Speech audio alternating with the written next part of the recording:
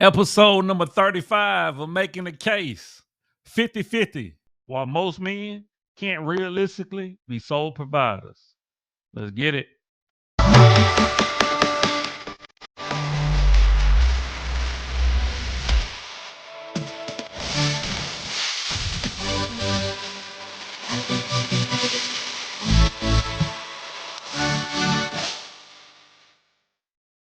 Hey, welcome to another episode of Making the Case, episode number 35. I am your gracious host, Dr. Jacob Isom, educator, author, entrepreneur, speaker, content creator, father, some of everything. All right. Hey, glad to see you again. Well, kind of, because I can't see you, but glad that you tuned back in, I should say. And all my new people, okay, thank you for checking us out. Making the cases where I take topics or questions, do research on them, and make my case whether yay or nay, whether I agree or disagree, such and so forth. Okay. And, while we're on that, I just want to say, particularly for those that's new to the channel, and to kind of reiterate for those who have been watching, I'm an accountability channel. All right. I am a relationship educational channel. All right. So, of course, most of the topics we are talking about relationships, but we're also cannot separate education from relationship because at the end of the day, we want to make sure our relationship get better. We want to make sure that we can sustain and maintain relationships. All right. But there's other factors that go into relationship success. And those topics that may seem, and I think I've addressed this before, those topics that may seem related to relationships are very much related to relationship because there's so many different factors that come in and weigh in very significantly when we're talking about how we feel with ourselves, right? Because we have a relationship with ourselves. By the way, if you haven't get this book, you need to make sure you get it. Link will gonna be in the description, okay? Because we talk about all different kinds of relationships. All right. Plug. Don't worry about that. All right. So I just wanted to make sure everybody understand because definitely I like to bring forth different kinds of information to you so that you're informed. All right. So we're about content over here. We're about content and we're about context. All right. Now that that's out the way, let's get into our two channel norms. One, we attack points and not people. And two, we don't do all the cussing and derogatory stuff. We got enough of that, so I just won't join that. All right. We like to keep it professional, articulate, and educational. All right. Now, so episode number 35, I have another great topic for you and more great content for you. I'm actually excited about this episode because when I was doing the research, man, I found some good stuff for you. Okay. And like I just got through saying, things are about content and context. So I'm going to put things in context for you because our topic for today's episode is 50-50. Why, for most men, it's not possible for them to be the sole provider. Now, let's get into our opening statement, shall we? We've been hearing the conversation so much, particularly in the YouTube streets, as I like to say, on social media. There's so many people having this conversation, right? And a lot of it is just opinion, right? With not a lot of facts to back it up. So one thing you should be understanding, or you should have understand when it comes to my channel and when it comes to me, I don't deal with all that opinion. I like to get to the facts, the data, the statistics. All right. That's what I'm about. And that's what I show you. All right. So now, will my opinions be in it? Absolutely. But my opinion is going to be based on the facts. All right. So there's a lot of people out there that are talking about that men should be sole providers and a woman should be getting with a man unless he's taking care of 100% of the bills, or you got a certain individual saying that you should give a woman 30 to 50,000 as a dowry. Like, it's just ridiculous stuff, right? And what I'm going to show you today is why that is not logically possible. It is not realistic. Okay. So we can keep saying that men should be sole providers, which is very funny to me because they always bring it back to the fact that, well, men used to be sole provider, but they leave out all the facts, right? They leave out inflation, they leave out capitalism, they leave out all that stuff, right? So what we're gonna do on this episode, we're gonna get to the facts. So I have data for you. I have stats for you to show you, all right? To show you that it's not possible. Now, we understand that there are rich men, there are men who make a lot of money that, of course, can take care of 10, 12 families if they wanted to. We understand that. But I think we also understand that that's a small percentage of our population. And if you don't understand it, I'm going to show you why it's a small percentage of our population. Okay. So the conversation is really rooted in kind of what people may want. And a lot of times, of course, when you hear this conversation, you hear it from rich men, right? Rich men online telling men that they should be the sole provider, right? Now, I don't understand why men haven't attacked these rich men who say this, but that's neither here nor there, in a respectful manner, right? But we have to understand realistically what is going on in our culture and our society. We understand that there is classes, right? We understand that there is a poor class, there's a middle class, and there's a wealthy class, all right? Obviously, if you're a poor man, you wouldn't be able to take care of our entire family on just one income. Now, why would you? And that's more of the problematic statement, right? The fact that there are people online saying that there should be an expectation of a man being the sole provider, which just sounds so ridiculous, right? When we understand how things have changed over the last 50 years, let alone the last 100 years. Okay. So we're going to look at things from a logistical, statistical standpoint, right? From a realistic standpoint. All right. So we can put this to bed. Of course, the conversation is going to still be had, but I want y'all to make sure that this go viral. All right. Because it's going to be some great information. You definitely got to share this video. Okay. So what we're going to do is we're going to get into our first piece of evidence. So without further ado, I bring to you, let's get into our first piece of evidence. All right. So for my piece of evidence number one, what we're going to do is we're going to look at the data. Okay. And what we're going to look at is we're going to look at the median annual earnings by sex, race, and ethnicity. Okay. We're going to start with women first, and then we'll switch over and we'll look at the men. Okay. So I'm not going to insult your intelligence. So, of course, when we say median, we should understand what we're talking about. All right. So let's look at these numbers real quick and as to why it's just not realistically possible to just have one income as the man being the sole provider. So let's look at it. So we're looking at women, right? And it's broken down by race. So when we look at Hispanic women, they have the lowest, and this based off 2022, right? Which in 2024, this has much hasn't changed. Okay. So we're looking at 41,000, right? The median income. We go up, Black women, the next category at 49,000. Then we go up, that's total women is 52. You got white women at 53, white non-Hispanic women 57, and then we got Asian women topping it off at 77,000. Okay. So that is the median income when it relates to women. Okay. I want everybody to understand that. These are the numbers. And by the way, this is from the U.S.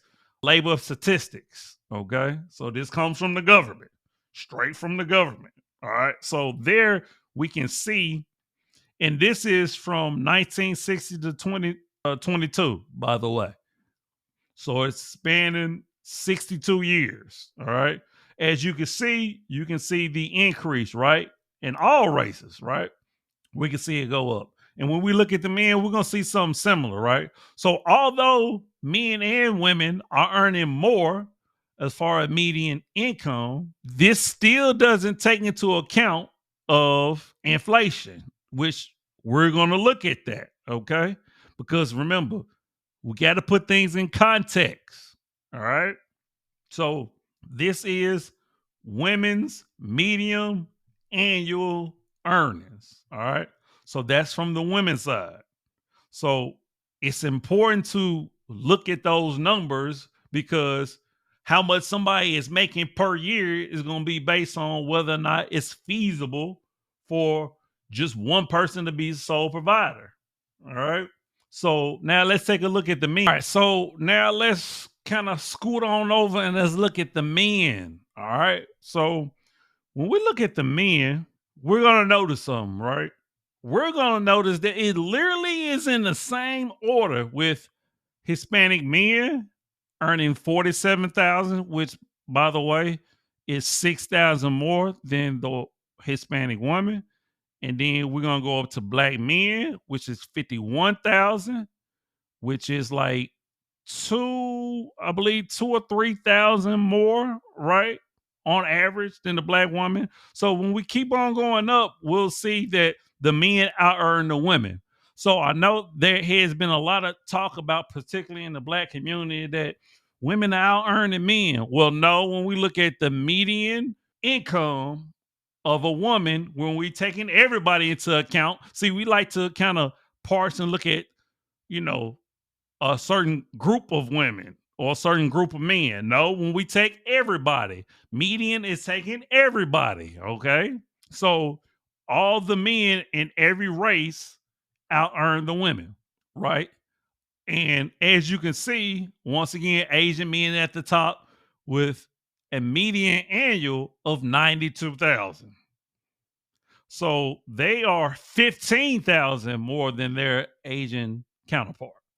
Okay. Now, in the Asian men case or Asian community, I can see how they can make an argument that they can live off this $92,000 income. Because to be honest with you, I believe based off culture and community, they don't grasp on to capitalism and consumerism as we do in the larger US society community, as the whites and blacks do.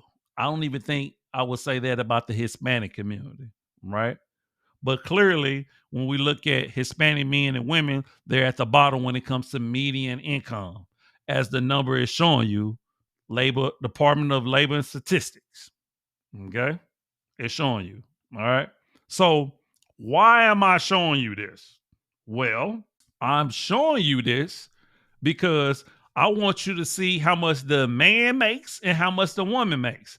Now, you have to keep this into consideration of women who's out of work due to pregnancy, out of work because the man and the woman. So there are situations where the men and the women agree that, hey, it just would be cheaper if you stayed at home, take care of the 2, 3 kids, and I go to work, right? Those are factors that are going on. But this is not realistic for everybody, okay? And you're going to see that more so when I get to my other pieces of evidence. But I just want to show you what the median income by race is and by gender is. All right. Now, if you was to combine that, right, for every race, you're talking about over $100,000, right, for man and woman. But we got to factor in kids, we got to factor in food, cars, healthcare, etc. Right. So all that plays a factor, which we're going to get into. All right. So as you can see, when it comes to the Hispanic community, the black community, and I would even say the white community, just having the man's income at 50, 60, even 70,000, even 70,000 today with just that one income would be tough, particularly if you have kids. And we know that a lot of people plan to have kids already have kids. All right. So realistically, based on our consumerism, based on the fact that when it comes to Christmas and holidays, how we like to spend, how we just like to spend in general, it's not feasible for us. All right. And that has a lot to do with our culture and the things that we want. All right. As well as inflation. So let's get into our second piece of evidence to even help make this case even stronger. All right. So to be honest with you, technically, this is a part of my evidence number one. So let me retract that. So we're still with the evidence number one because I want to show you some more stats. All right.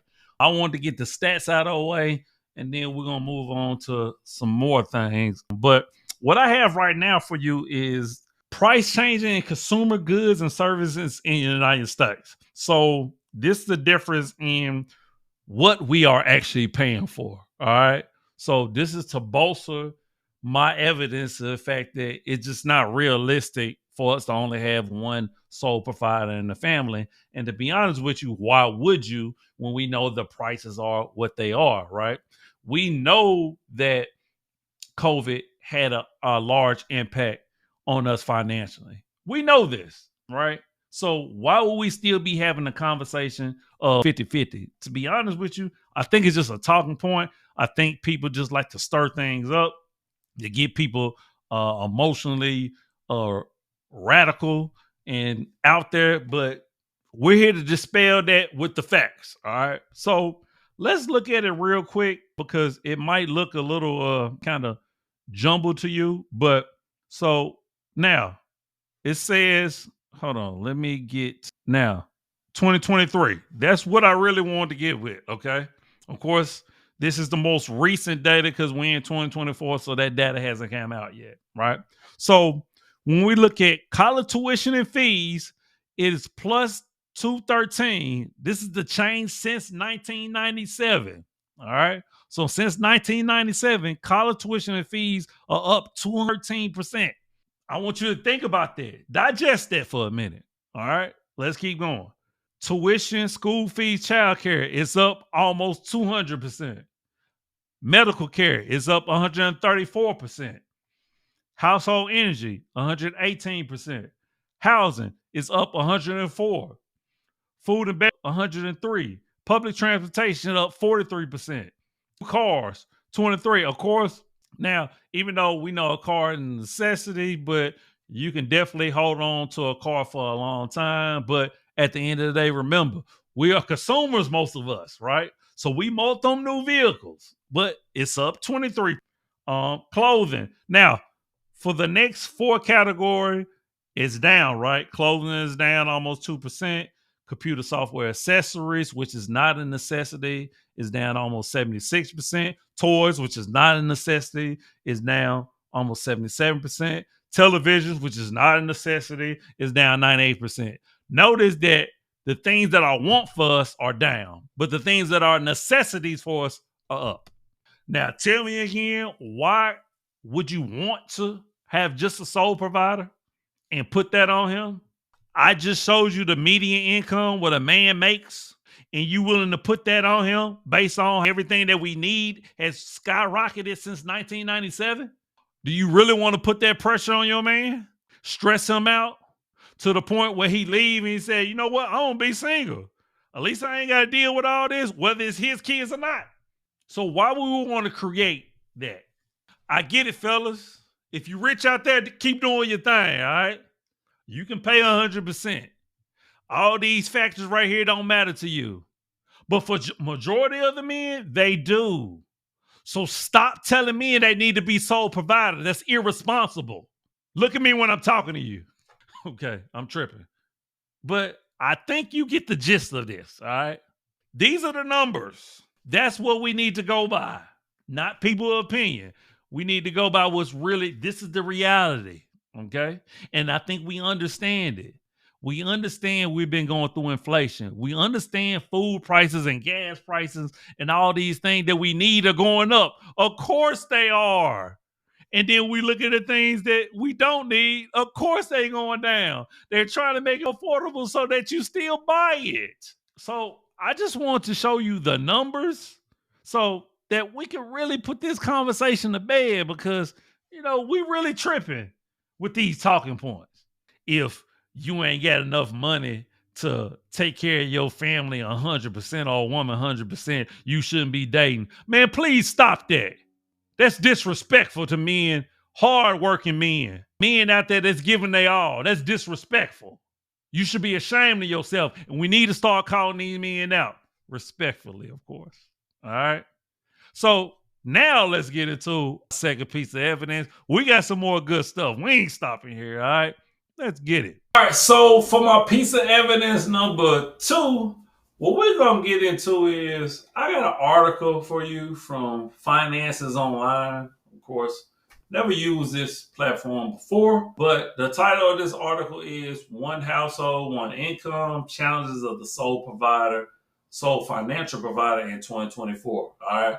So we're going to get into the nitty gritty why it is so difficult to have just one person be the sole provider in this modern time. We're not talking about the 1930s, 40s, and 50s. We're talking about now. All right. So that's what we always got to keep in mind. All right. What are the different factors? What is the context when we're talking about having one income now? And even when we think about it, like, I don't even know why people would actually open their mouth to say that, oh, yeah, everybody. And we know there's no such thing as absolute, right? Or even when we look at one person carrying the bulk of the load, most people can't do it. We should know that there's a minority of men that can actually handle that and do that with a smile on their face, by the way. All right. So let's get into it. Being a breadwinner and the sole financial provider at that is not a choice, especially in these hard and trying times. The unstable job market, changes in family structure with more and more single parent households, and the practicality of having one parent stay home and care for children, all factors in being a single income household. And that's another thing that we don't bring up when we talk about the sole provider, is the fact that we have hit a historic high when it comes to single parent household. So clearly that is one income, right? That's handling the most of the financial load.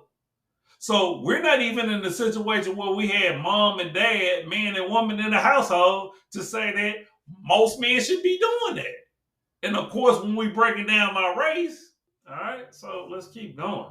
For most Americans in double income household, it's a tough act to combine average monthly earnings, make both ends meet, and still come up with a good enough savings. Imagine a burden if you're a sole breadwinner with what acute financial obligations like paying off social utility bill, buying the family daily needs, fulfilling major payouts like mortgage and children's school fees, not to mention shelling out some dollars for unplanned expenses when sickness, injury, or disability occurs. American household income level, combined incomes of all people earning in one family, is at its all-time low this decade. The 2011 median income used to gauge the wealth of the citizens of $50,000 was already adjusted for inflation and was 8% lower than the decade peak of $54,000 recorded in 2007. On the other hand, mean household income, which we took a look at earlier, right? Take-home pay after tax and other mandatory contributions is used to gauge the standard of living is even lower at $32,000. Overall, there's a little optimism that incomes will grow again like it used to before the 2009 crisis. You get the 2009 crisis, which of course was the housing bubble, and then you get 2020 with COVID, right? Ain't no telling what other factors played a part once the 2000 came, so it's just difficult. With the income earning scenario like this, it is definitely true when we say it's tough being the only person who earns money to support their entire family. Sole breadwinner, what it is and what it is not. So let's define it. How can one claim that he or she is the breadwinner in the family? What if more than one family member gets to earn and contribute to bringing home the bacon? First, it is important to understand that breadwinner and employment are two very different things. With this, the concept of shared breadwinner role and especially sole breadwinner can be better understood. Being a breadwinner does not equate to simply being employed. There must be a special meaning attached to that employment, a significant level of importance to being employed, which boils down to survival. Simply put, a breadwinner has a duty to work, and leaving work even for a short time is not an option. In this light, there may be a two-income household, only one breadwinner. The breadwinner is the only one with the more profitable and economic sound job, while the other who can afford to leave the workforce is simply earning, but not necessarily a breadwinner.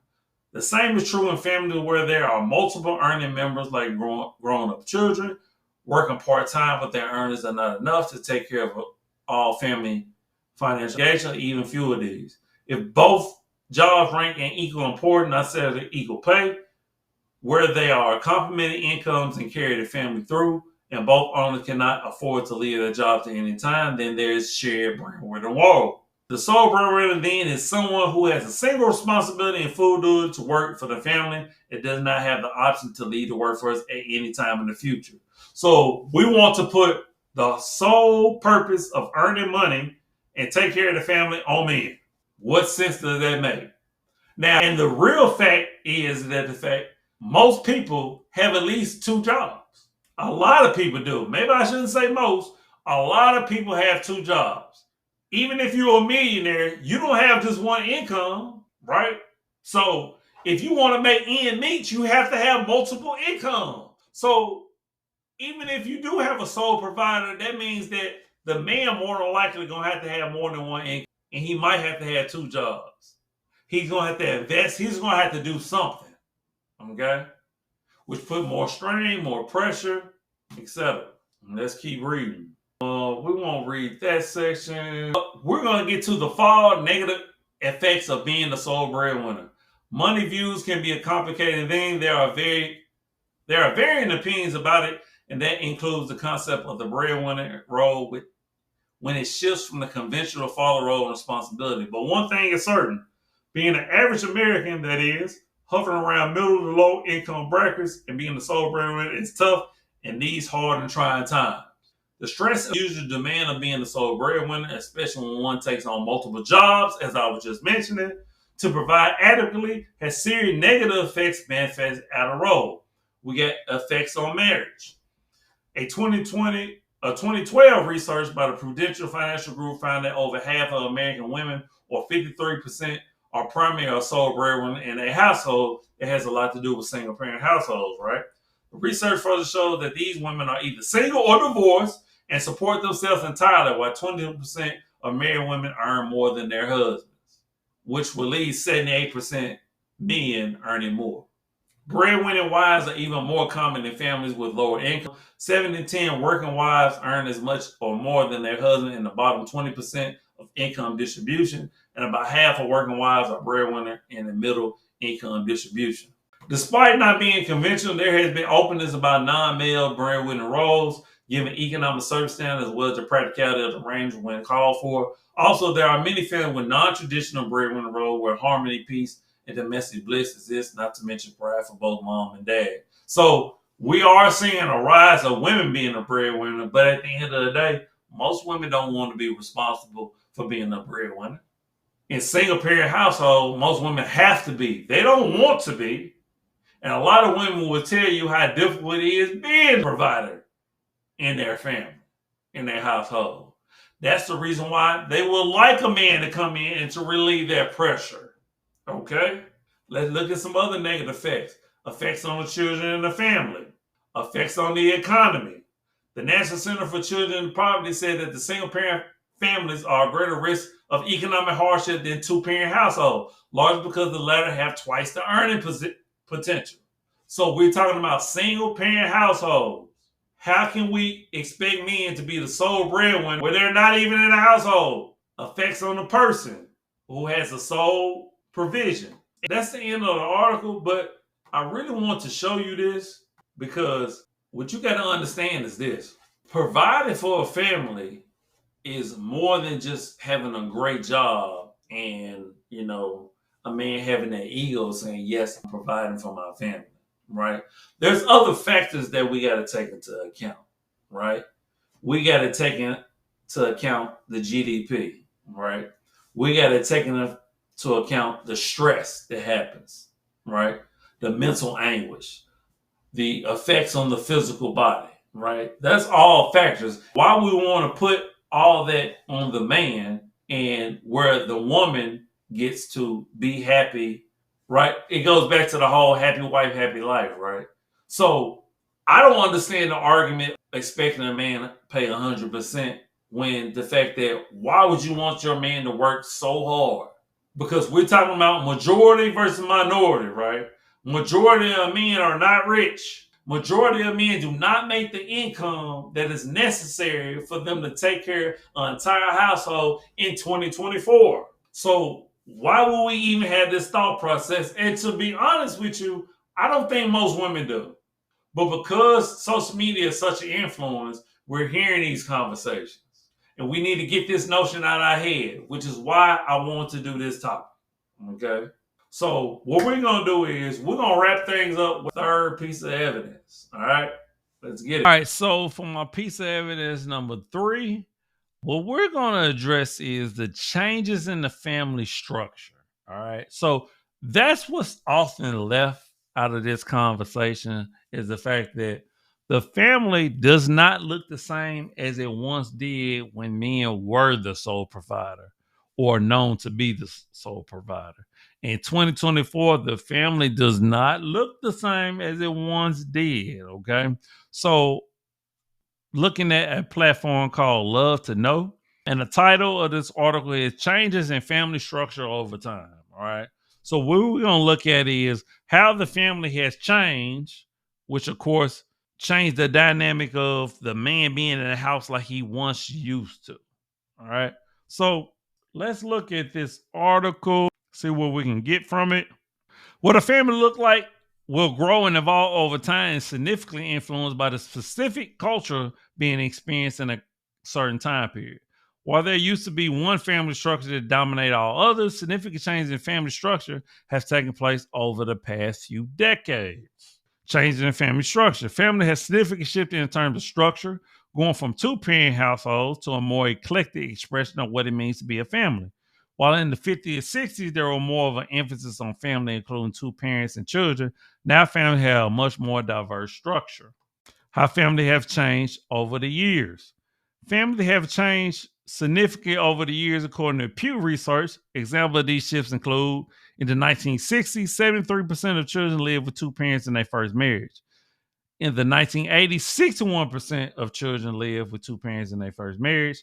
Currently, less than half of children live within two-parent household with parents who are in their first marriage.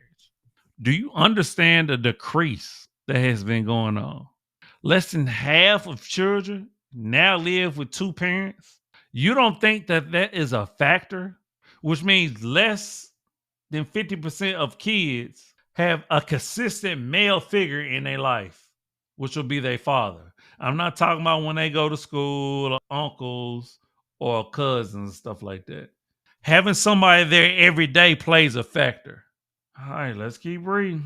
What causes changes in family structure? Reason for change in family structure: advancement in and access to birth control, availability of career opportunities for women, infidelity or other relational issue that lead to breakup or divorce. Remarriage with children involved can change two-parent household into blended or single-parent families, which we know that blended families are more likely to lead to divorce than first marriages. That's what the stats say. Death of a child or partner, opted to cohabitate instead of marry. We're seeing the rise of that as well. Adoption, creating your own non-blood related family due to family issues or estrangement. Legality to shift, for example, allows same-sex couples to marry or adopt. Of course, we know after the legalization of same-sex marriage, we understand that. Spawn doma availability and access, we've seen a rise in that as well. The cultural environment, depending on time and period, is divorce more acceptable? Is being a single parent or adoption or simply cohabitating the more norm or seen as acceptable? And all of that is true. That has changed the family structure and family dynamic, which a lot of that means that the male is not in the household. There's not man and woman. Has the definition of family changed over time? Absolutely. Family can also be friends who are non-related who become each other's family, same sex or opposite sex married, same sex or opposite sex cohabitating partner, single parents, multi-generational family. All these have seen spike in our modern time. How does the economy affect changes in family structure, right? Because that is the topic, right? Sole provider. We're talking about finances. Provision, when we think of provision, we think about finances. The economy and family structure have a circular relationship with both entities impacting each other. For example, mass economic crisis can lead to higher levels of family strain and increased level of divorce. Mass economic crisis can decrease level of divorce as the family unit pools its resources stay afloat in some circumstances. Unemployment and level of education of both partners can also impact family structure during economic expansion. Economic booms may lead to higher levels of independence for younger individuals. For example, an individual or couple may purchase a home, get married, or have children. So that's all that I wanted to share with you with this. Now, what this shows us is the fact that not only are we looking at what's the median income, right? We're also looking at how the family dynamic can change. The man is not in the household like it used to be. How can you be the sole provider when you're not there? So we're looking at separate households, and we know custody a lot of time goes to the mother. So we're looking at a man who's responsible for his household, a woman responsible for her household. And we're talking about the man should be the sole provider. When the reality is the man is not even in the household to be the sole provider. So these three pieces of evidence show you, and right now I'm getting into my closing statement, by the way. These three pieces of evidence show you how it's not realistic to expect the man to be the sole provider. Inflation, consumer prices, the family structure and dynamic changing, the median household income, what people are actually making, not what you think they should do, but what people are actually making for a living. We understand there's different levels. We understand that everybody don't want to go to college, but guess what? If you don't want to go to college, if you don't want to go to trade school, then you're going to be working jobs that don't pay much. All these got to be taken into consideration. Stop telling men that they should be the sole provider. But even if you're going to tell men to be the sole provider, then there's going to have to be a lot of lifestyle changes. If we just living off my income, what was it, 51,000?